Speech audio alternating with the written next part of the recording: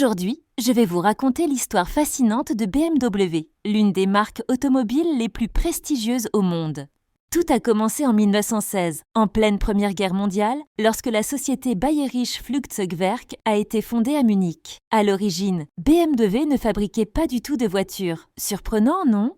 L'entreprise produisait des moteurs d'avion et son logo emblématique, que nous connaissons tous aujourd'hui, représente d'ailleurs une hélice d'avion en mouvement avec les couleurs de la Bavière, blanc et bleu.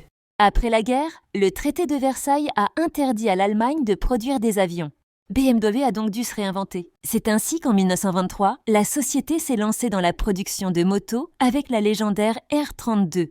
Le succès fut immédiat. Ce n'est qu'en 1928 que BMW s'est aventuré dans l'automobile en rachetant la société Eisenach. La première BMW, la 315, était en fait une version sous licence de l'Austin 7 britannique. Qui l'eût cru?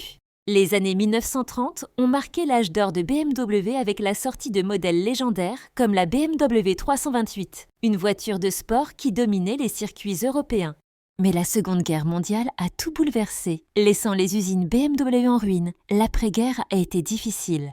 BMW a survécu grâce à la production de casseroles et de vélos, avant de revenir progressivement à l'automobile. La BMW 501, surnommée l'Ange baroque, marquait ce nouveau départ, même si elle n'a pas connu un grand succès commercial. Et maintenant, BMW est devenu un géant de l'industrie automobile, pionnier dans l'électrification et la technologie de pointe, tout en conservant son ADN sportif. De la petite entreprise de moteurs d'avion à l'empire automobile actuel, BMW incarne parfaitement le dicton « Les temps changent, mais la qualité reste ». C'est fascinant de voir comment une entreprise peut évoluer et s'adapter tout en maintenant ses valeurs fondamentales.